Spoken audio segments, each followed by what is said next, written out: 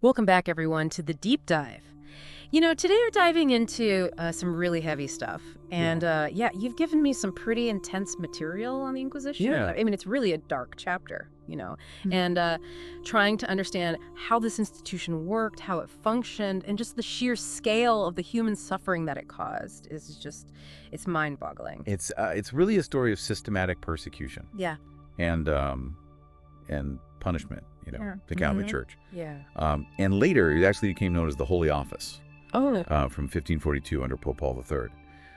But it was dedicated to really rooting out and punishing anyone they deemed heretical or dissenting from the religious norms. So it sounds like this tragedy really has its roots way back in the Middle Ages, right? Like 1229, the Synod of Toulouse. That seems like a pretty pivotal point. What happened there? What were the key things that led to this sort of move to institutionalize the persecution of heresy? Yeah, the Synod of Toulouse was a crucial step in formalizing the response to heresy.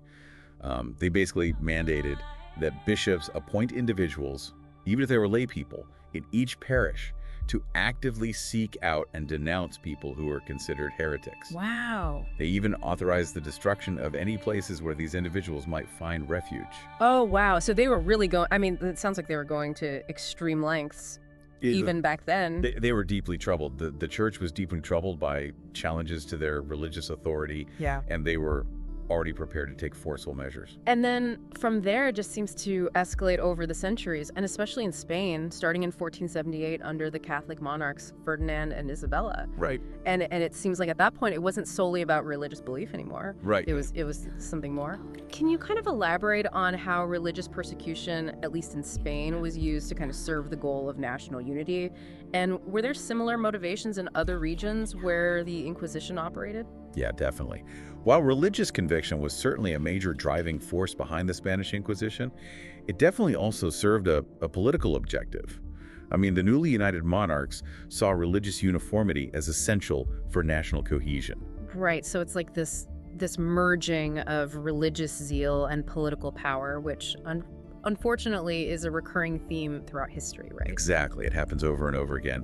And, in other regions, while the specific political context might have been different, the underlying desire was often the same, maintaining social order and the authority of both the church and the state. Right, so it's like this tool, this really blunt instrument of power to control and to eliminate dissent. Absolutely. And to shape society according to a very specific vision. Yeah. And it's tragic. So as we sort of delve into this history, our goal is to really understand who were the primary victims of this persecution, what were the methods that were used, what were the horrific ways in which they extracted confessions and inflicted punishment, and what was the long-term impact, not just on individuals, but on society as a whole. Right. And your sources really do paint a bleak picture. It's really harrowing. So who are the primary victims? Well, the primary targets were really diverse, reflecting the changing, religious and social landscape. Yeah. Initially, the focus was heavily on Muslims and Jews, especially in Spain, following the Reconquista.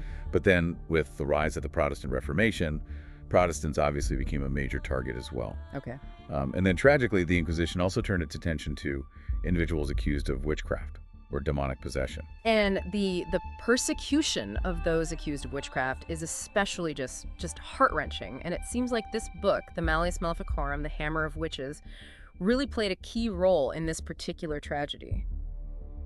So what does this tell us? I mean, the fact that such a flawed and hateful text could become so widely accepted, what does this tell us about the dangers of unchecked authority and the power of propaganda? The Malleus Maleficarum was published in 1487 Okay. by Heinrich Kramer and Jacob Sprenger. They were Dominican inquisitors. Okay. And it really was profoundly influential and terribly misogynistic. Yeah. And for almost 300 years, it was used as a kind of instruction manual, if you will, for identifying, prosecuting, and executing those accused of witchcraft. And it really demonstrates how even the most baseless and hateful ideas can take hold when they're backed by authority. It's horrifying to think of it as like a manual for causing this much suffering. Yeah. So what did it claim? What were its main arguments, and how did it justify, especially the persecution of women? Well, it purported to prove the existence of witches through all sorts of dubious means, really. Right. But more tragically, it provided guidelines for every stage of the witch trials, from how to identify them to how to torture them, and then ultimately how to execute them. Oh, gosh. Which it, always prescribed as burning at the stake. Oh. And its justification for targeting women, it rested on deeply misogynistic beliefs. Like what? Give me an example. Well, for example, it argued that women were more susceptible to evil because they had, quote, fragile tongues. Oh my gosh. And couldn't conceal their supposed wicked knowledge. Right. It claimed that they were inherently weaker in both mind and body than men, more carnal than men. They even twisted the biblical account of Eve's creation from the curved rib to suggest that there was some sort of fundamental flaw in women from the very beginning. Oh my gosh. That's just, it's so disturbing. It is. It's deeply disturbing. And it gets even more twisted, right? The Malleus Maleficarum actually used like the etymology of the word woman to try to support its claims. Right. What does that tell us about the intellectual climate of the time? That something like that could actually be used to justify these horrific actions? It's really chilling. They falsely claimed that the word femina was derived from phi, meaning faith, and minus, meaning less. Oh my gosh. Suggesting that women were somehow inherently less in faith. That's just absurd. It is. It's completely absurd.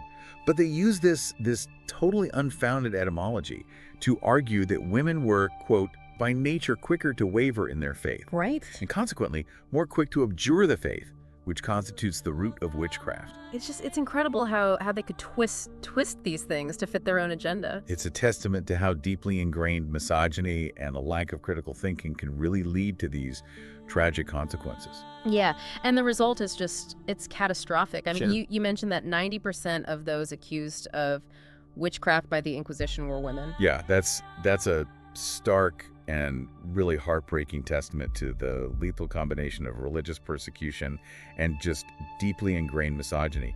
The Malleus Maleficarum provided this seemingly intellectual justification for the systematic targeting and murder of countless women. It's just awful.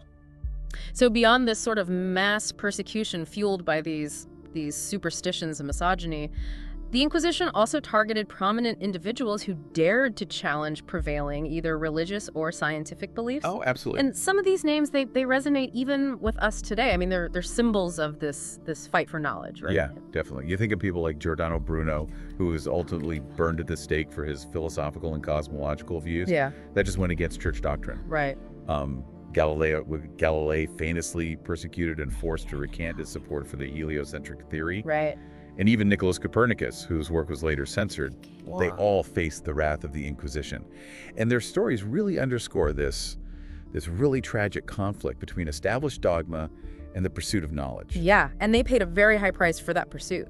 And then the methods that they used to extract these confessions and punish the people that they deemed guilty, they're just appalling. I mean, you read about these torture devices and it's almost impossible to even fathom the level of cruelty. We're talking about things like the garrote vil, the inquisitorial chair, the Iron Maiden, the rack, the breast ripper, the skull crusher, thumb screws, knee breakers. I mean, these are instruments that were specifically designed to inflict pain, right? Yeah, they were designed to break the human spirit through pain and terror.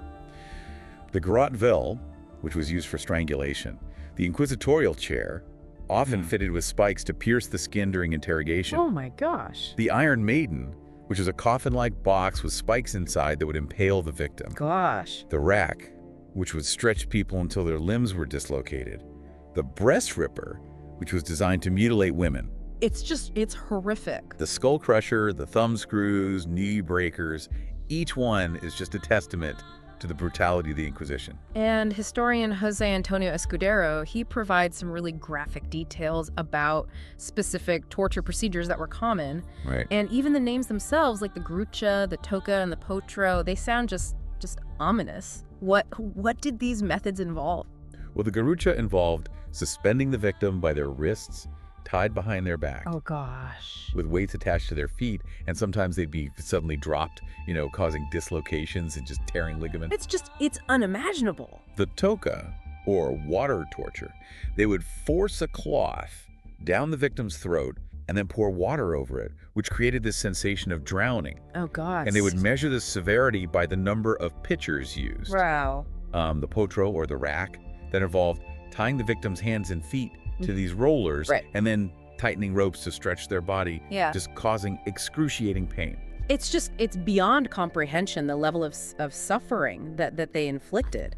And what's so disturbing is that this was often done with little regard for the age or sex of the accused. You're absolutely right. While there were supposed to be guidelines suggesting that elderly people should only be shown the instruments of torture, as a way of intimidating them, Right. there were documented cases of people in their 70s who were subjected to these methods. And even more heartbreaking, there's the case of Isabel Madalena. She was only 13 years old Oh my God. in Valencia, and she endured torture and was later punished with 100 lashes. It's beyond belief. It really shows this complete lack of compassion, just a disregard for human decency. And even if someone somehow confessed under this unimaginable duress, it wasn't automatically accepted as truth, right? That's right. They had to ratify their confession within 24 hours outside the torture chamber. So it was like this extra layer of just, I don't know, a cruel mockery of justice. Yeah, you could say that. Because who wouldn't confess to anything after going through something like that? Exactly. They would say anything to avoid further torture. It's unfathomable. And then in one of your sources, you mentioned these secretaries who would meticulously document these torture sessions. Right. And the way they describe it with this absolute coldness and asepsis as they recorded the victim's screams, and it's bone-chilling. Yeah, it's a really haunting detail, I think. The fact that they were so detached, recording these horrific events so emotionlessly. Right. It really underscores how institutionalized this brutality had become. They became complicit in this dehumanization. Yeah. And beyond the physical torture and the terror that it instilled, the Inquisition also had this other tool, this way of controlling people through censorship. And we're talking about the Index Librorum Prohibitorum, the Index of Prohibited Books. Right. What was the overall effect of this kind of widespread censorship on the intellectual landscape of Europe? The Index was essentially a list of books deemed heretical or harmful to the Catholic faith. It included thousands of titles spanning centuries. Some really influential thinkers, Jean-Jacques Rousseau, Denis Diderot, Michel de Montaigne, David Hume, Giordano Bruno, Blaise Pascal, Charles Darwin, René Descartes, Voltaire. Wow. I mean, it was a very deliberate attempt to control the flow of information and suppress any dissenting thought. And it really had a devastating impact on the intellectual landscape of Europe for centuries. So it wasn't just kind of randomly picking books that they didn't like, right? It was very specific. What were the criteria that they used to determine which books were banned? They basically had four main categories. The first targeted any works that directly contradicted Roman Catholic doctrine. Right. So anything written by heretics or dealing with scripture in a language other than Latin. Okay. The second category, it included books on necromancy or astrology, anything that they saw as promoting superstition. The third category, it banned works that were considered lewd or that dealt with love and relationships in a way that they deemed harmful to Christian morals. Okay. And the fourth category, it initially targeted books that were published anonymously, but that was later modified to focus on works containing what they considered bad doctrine. So it was quite comprehensive. Oh yeah. And there was even a fifth category that emerged later on, targeting works that they believed attacked the reputation of individuals, especially church officials, or challenged the authority of the church. So really, it was a very effective system of controlling thought. Absolutely. It was about maintaining absolute doctrinal conformity. And they had a specific body within the church that was dedicated to identifying and banning these books, right? Yes, they had the Sagrada Congregación del Índice, or Sacred Congregation of the Index. Right.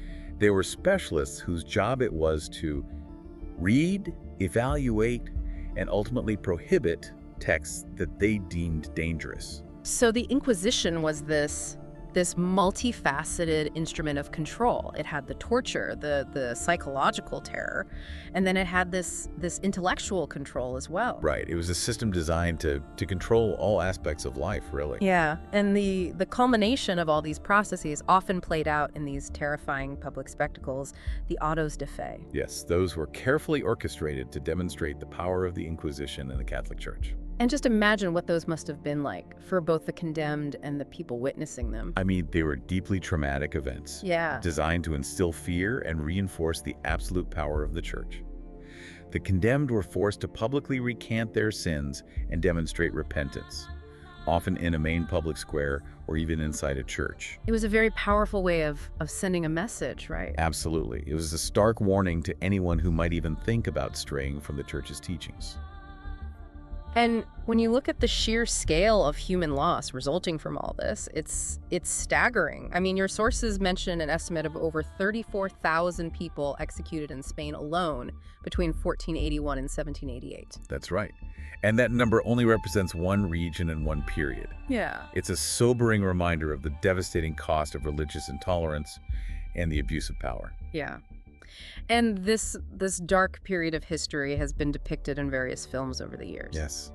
Films like The Scarlet Letter, The Life of Galileo, Cuando las Brujas Arden, El Santo Oficio, and El Inquisidor. Each one offering its own interpretation of these events. Right.